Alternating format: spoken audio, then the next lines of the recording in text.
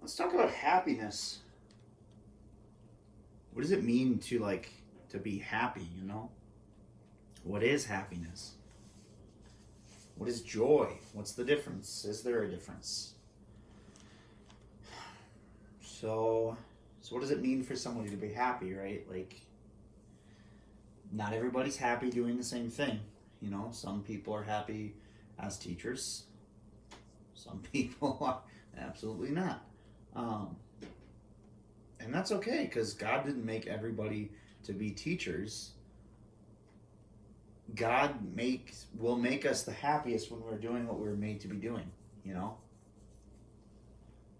And just because you think that you're not good at something, but it's something that you have a passion for, you really like, even though you're not good at it, well, for one, you're going to want to practice that thing, okay? Because you're not just going to be good at everything at starters.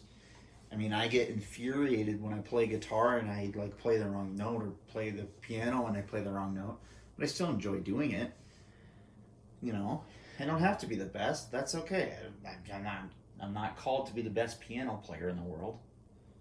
You know, but I still am happy when I can play it because God gave that desire, that want to play piano.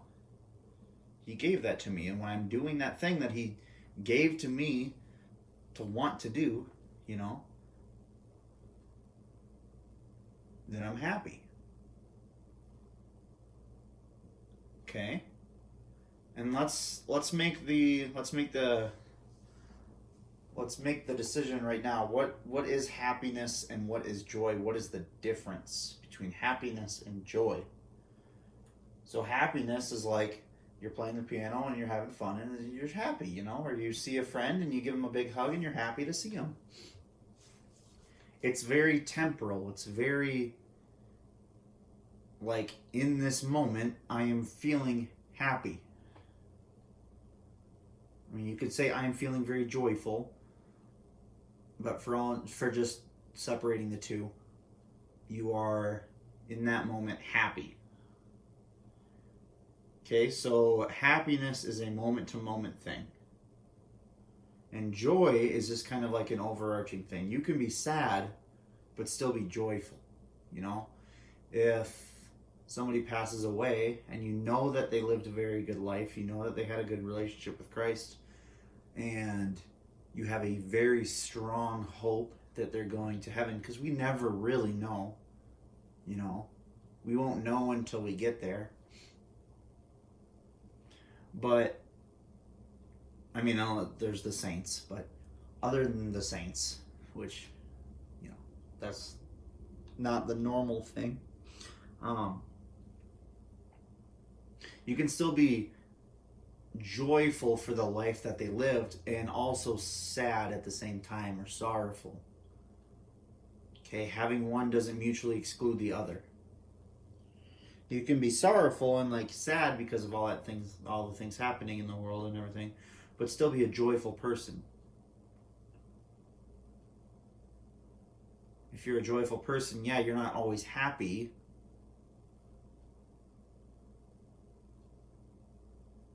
You may not always have a smile on your face. You may not always, you know, run around yelling that Jesus loves you to everybody.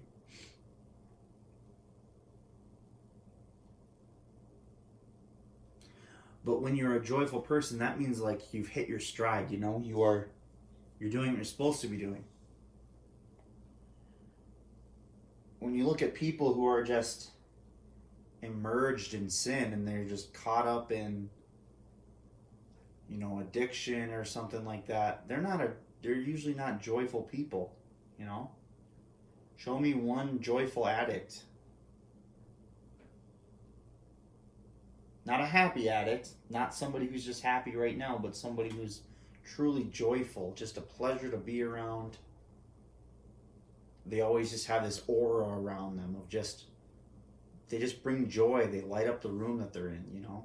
And I'm not saying that there's no addicts or anything like that, and I'm not saying anything bad about addicts, but I'm saying when you are addicted to something, and we're going to use sin as the example because, I mean, I'm addicted to breathing.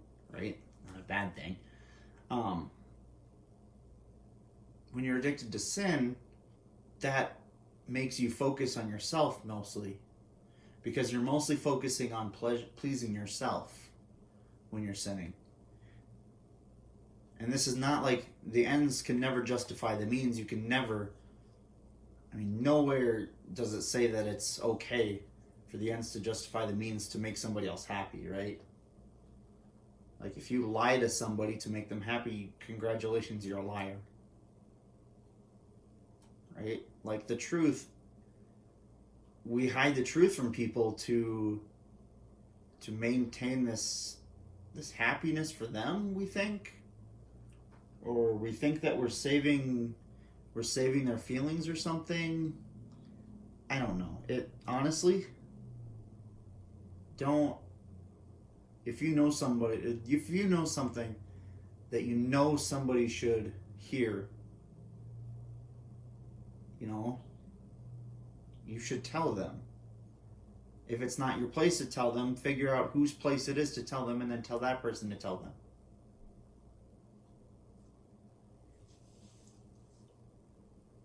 Yeah, they're not going to be happy in the moment. They might not be happy with you. But it is better for everyone that you tell the truth and not lie.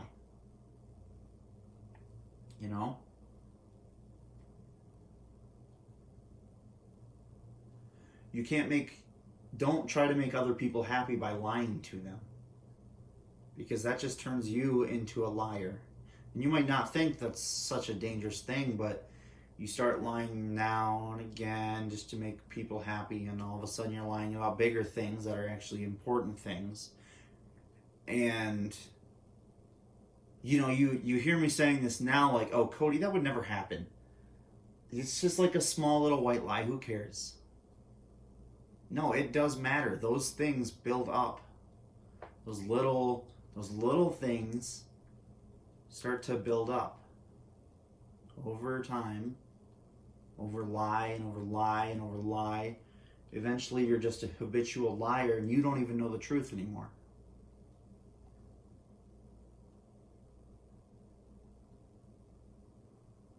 And if you have friends or whatever, and you're doing like the joking like, oh yeah, I'm super busy that day. I think I have friends coming over from Berlin or something. If you're doing it just for a laugh, where you're clearly not lying to them in a mean sense or in a sinful sense, if you're just being silly, and God knows that you're just being silly, I highly doubt He's going to, hold that over you, because you're making your friends happy,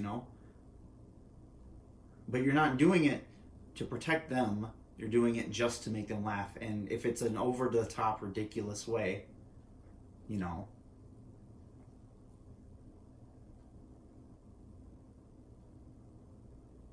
So there, I just said two things that completely contradict each other.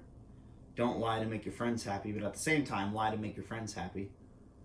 But it's all about context,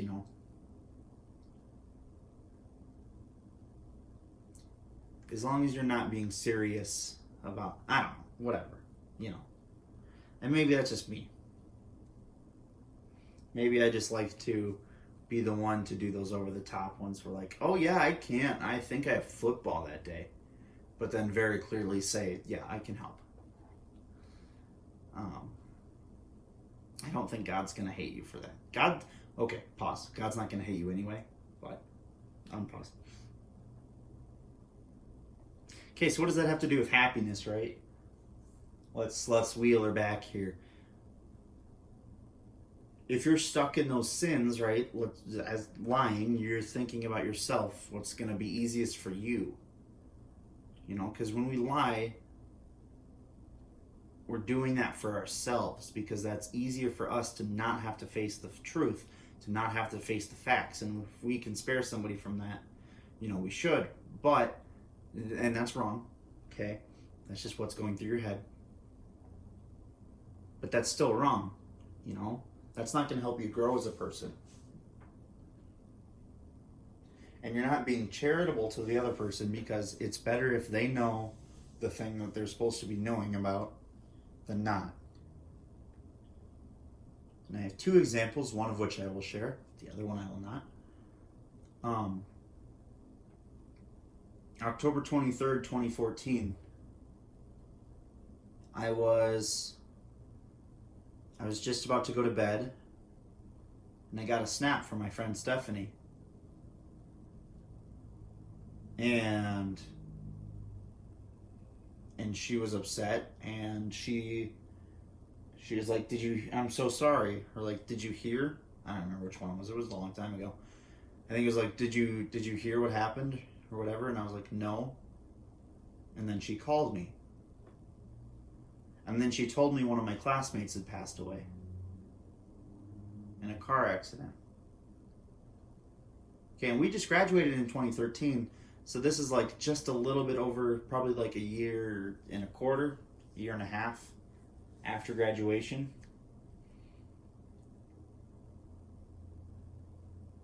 Okay, so we're all young still. But could you imagine if everybody knew about that and just nobody told me until like the day of the funeral? Oh, Cody, we were just trying to help your feelings or to save your feelings, or we weren't trying to make you sad or anything. No, it's you. If you've ever done that, go apologize to the person you did that to. And I'm not kidding. I am not kidding.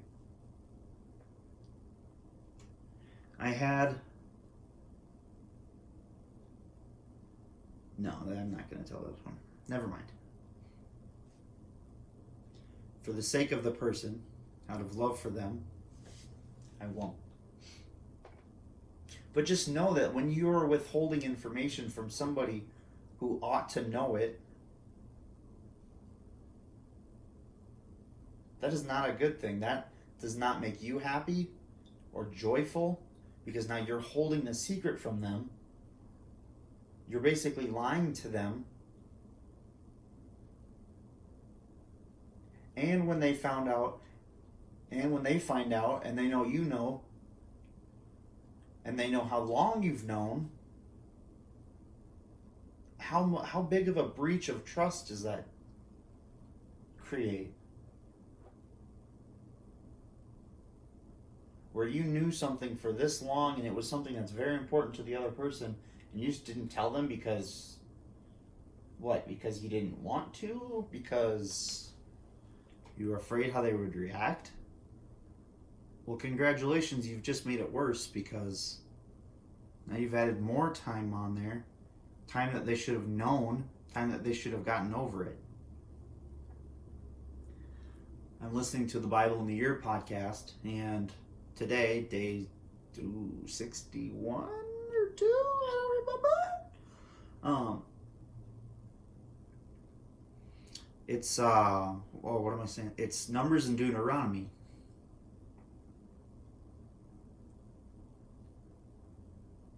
Is this Exodus, Leviticus?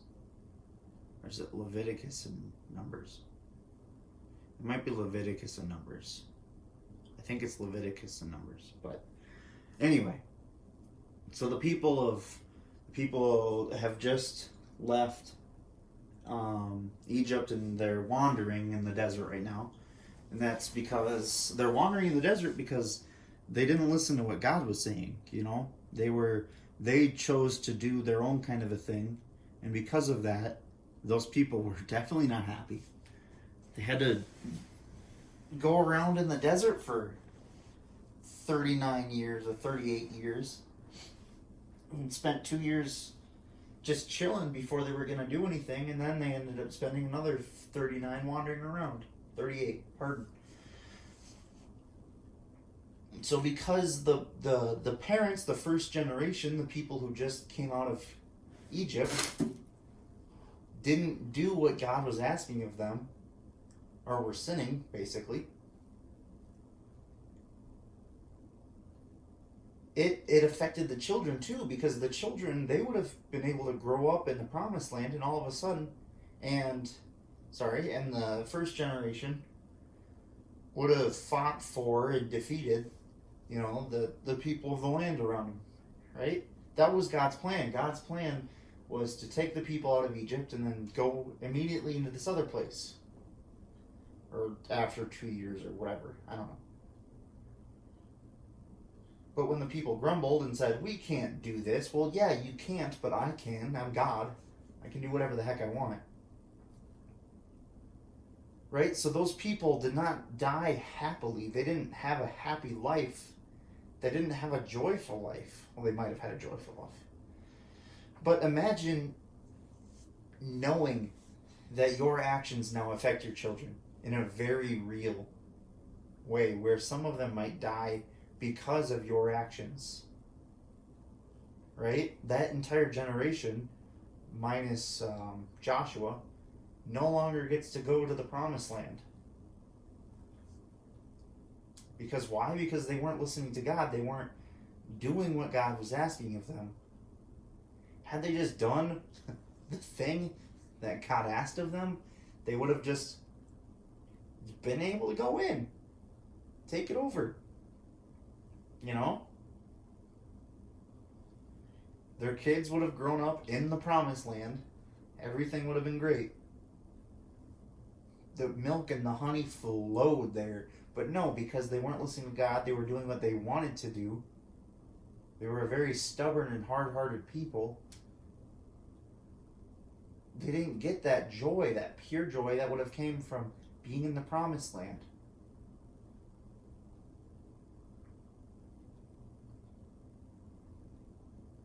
Because they were too focused and scared about themselves instead of worrying about, instead of focusing on what God could do for them. If we do what we're supposed to, God will do the rest. If we're trying our darndest to figure out what God wants for us, He won't just leave us in the dark. He's going to help you. But make sure you still ask, because, that's important.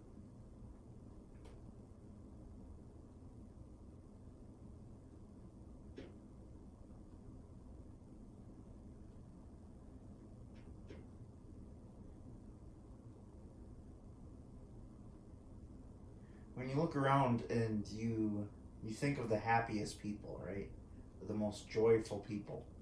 Yeah, they have some sad days, that's fine. But what do they have in common? They're people who they're doing their best, they're trying their hardest. They're going out and they're doing what they're supposed to be doing, and they love it because that's what they were made for. God didn't make you for something that you're absolutely going to hate. God's not going to ask you to do anything that you're just going to be miserable at the whole time. Yeah, He'll challenge you sometimes, but that's how you grow as a person. Nowhere, anywhere is it written that life is all going to be easy and you're going to be happy all the time, and you're never going to have any issues. Everything's just going to be golden rays of sunshine. Okay, that's not written anywhere, because it's not true. Yeah, life is going to be hard at times. You won't always be happy, but you can always be joyful.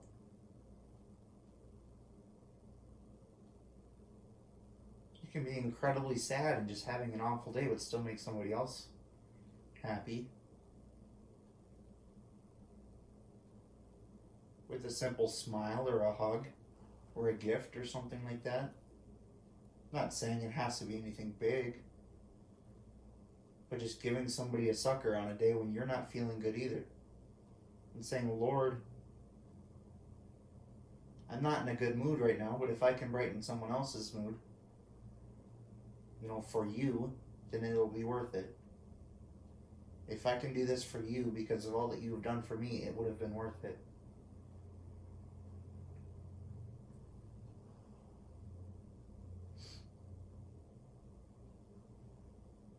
The happiest people I can think of are the saints. You know, the people who are doing exactly what they were supposed to be doing. John Paul II, I haven't seen many pictures of him like just being a grumpy old grumpy pants. He's always got his little smile. Saint Therese always has a smile of Lisieux. Mother Teresa, she always had a smile. She was a little spitfire, but no. And what did they have in common? They loved. They loved the Lord so much that they were doing what He asked of them, and the Lord was not only filling them up to the brim, but He was overflowing them, and that overflowing went into other people's lives. The overflowing of love that God gave to these people affected. Whew, I can't even make a guess. And that's just 3 of them.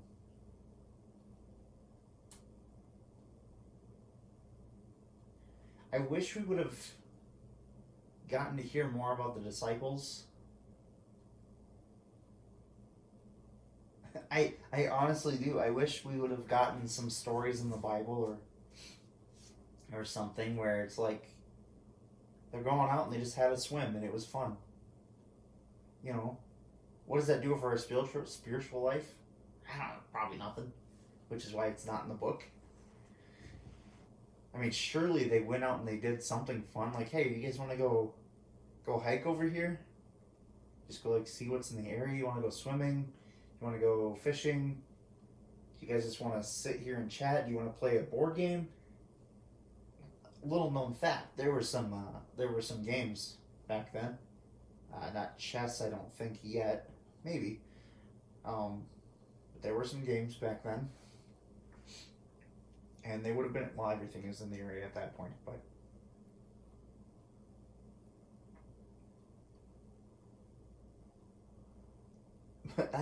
I kind of wish I would have known, or I would know what they did for like fun, you know? The disciples and Jesus. I wonder if Jesus told any good jokes.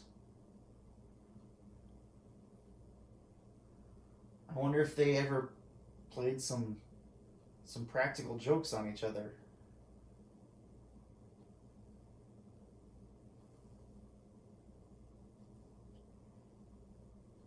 We like to count Judas as the outcast, but I mean, he was with them basically till the very end, until the beginning of the end for Jesus the first time. You know what I'm saying? But like, Judas was with them the whole dang time. He heard all the same stuff that everyone else did. But he chose. He didn't choose what God wanted from him. Okay, let's make this straight. God did not want Judas to do what he did. Okay? God did not want Judas to betray Jesus.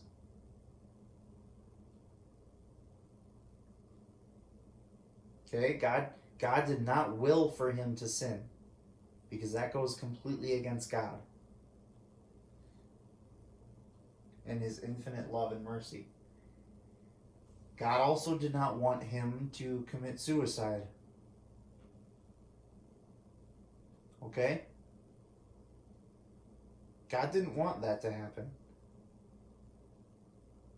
He knew that it would,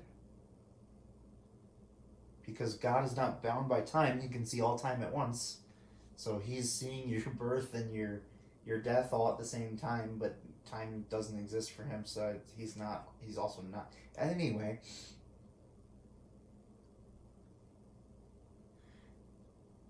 we like to think of these people like Judas, and I mean, Hitler's always my other example, but like, they were people too. They went out, they might have danced, they probably listened to music, they played games with their friends. These were human beings too, right? So for them to die is not a good thing.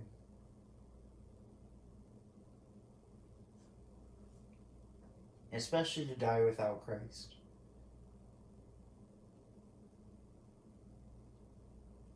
When we focus on ourselves, that's when we are unhappy. That's when we are not joyful.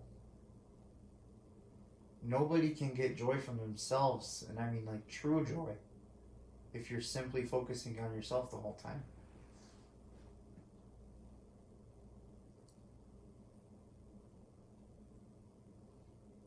Why? Because you can't make joy. You can make some people happy, sure. But you can't make people joyful.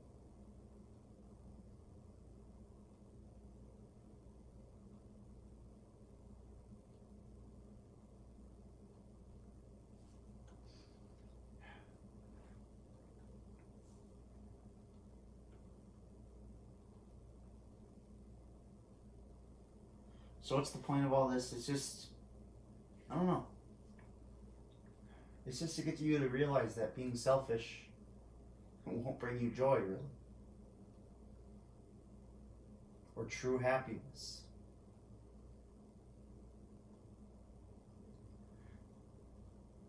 My two happiest moments, my two most joyful moments in my entire life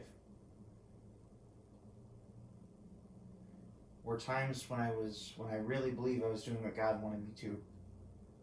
One of which I was at a camp, summer camp,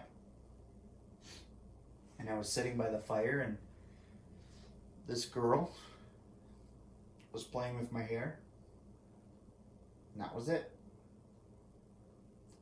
That was it, because in that moment I was doing just what God wanted me to. I wasn't trying to impress anybody. I wasn't trying to be funny. I wasn't trying to crack jokes. I wasn't trying to sing. I wasn't trying to do anything. I was simply sitting there and being loved. Just by having somebody play with my hair. It wasn't anything I was doing, but it was what God was doing for me.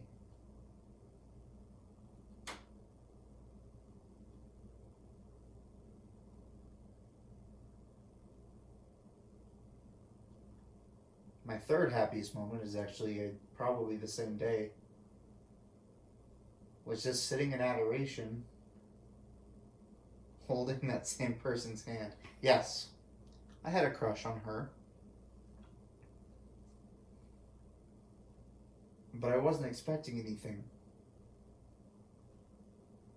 I just wanted to sit there with Jesus and with this person.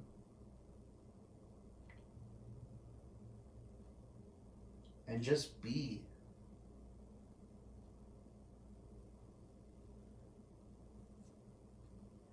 My second happiest moment, probably, was I was at my friend's house, and I was staying in her basement, and I think I sent her a text like, "Hey, do you just want to chat for a little bit before, because I can't sleep or whatever." And she came downstairs, and it ended up being 4 hours of us just sitting down there talking to each other.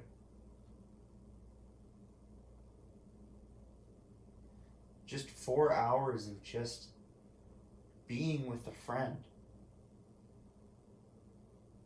Being with someone whom I love very much.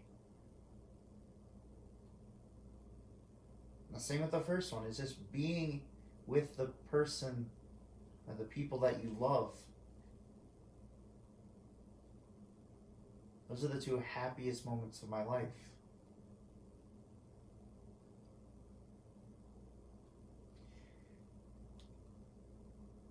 I think a good way to become more joyful in general, to just have a better, more uplifting spirit for others, is to just stop worrying about the negatives, Try to be optimistic. Today I got my shot, which hurt, but there were some people next to me who were like talking how somebody had to wait for an hour after they got their shot, while they had to wait for half an hour because they had allergies. And I was like, well, it could just be 15 minutes. You know, could be, or it could have been 2 hours. Could have had to sit here for that long. You know, that's not always what you want to do. I mean, if it's somebody with an actual problem going on, like saying it could be worse, it's not always helpful. You know, if you're saying things like that, make sure you know how you are saying it, how it would come off at first.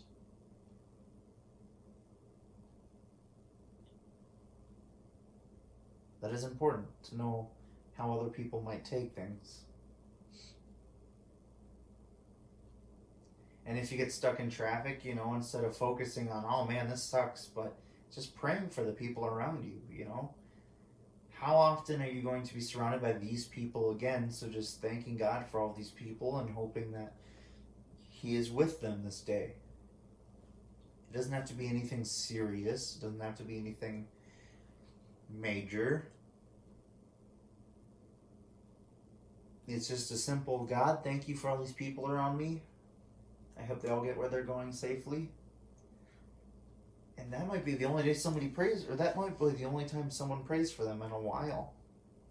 It's just that simple, you sitting in a car and saying, God, be with these people around me.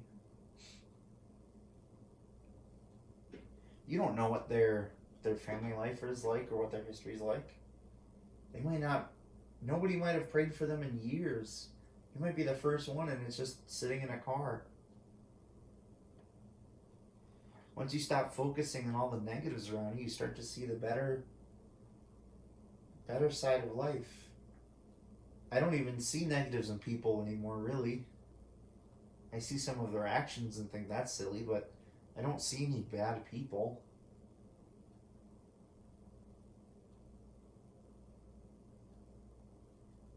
It's okay to judge other people's actions. It's not okay to judge the other people, though.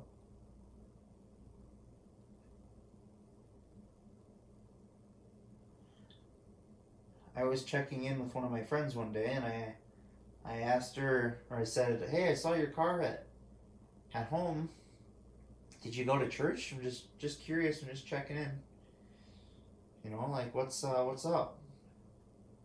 And she thought that I was judging her. Another girl, different girl, lots of girls. She thought that I was judging her, and it was far from that. It was because I love this other person very much. And I want what's best from them. And I know that what's best from them isn't just sleeping in on a Sunday morning because you're tired, but going to see the Lord, going to spend some time with the Lord. And I tried explaining that, but I don't think I did a very good job because I think she's still mad at me. That was over a year ago.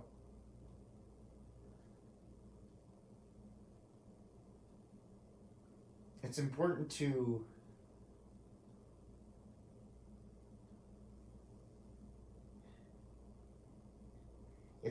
to be careful of what you say, even if you are trying to help and you're trying to be more honest with others and everything like that, because prudence is still very much important. You know, you don't want to say more than you're supposed to. You don't want to say less than you're supposed to. If you feel like you're not supposed to say something, then don't. Whew. Prudence is a good thing. Prudence will always make you happier, because sometimes you might really want to just say this to this other person or just like stick it to them, but you're being told, you know, maybe don't do that. Maybe don't tell this story. Not now. Maybe in the future. But for right now, I don't want you to. And just listen to that.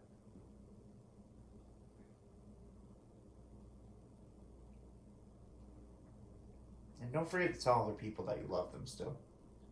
That's still important. just be happy, you know. Just do it. Instead of being sad, don't. I love you guys.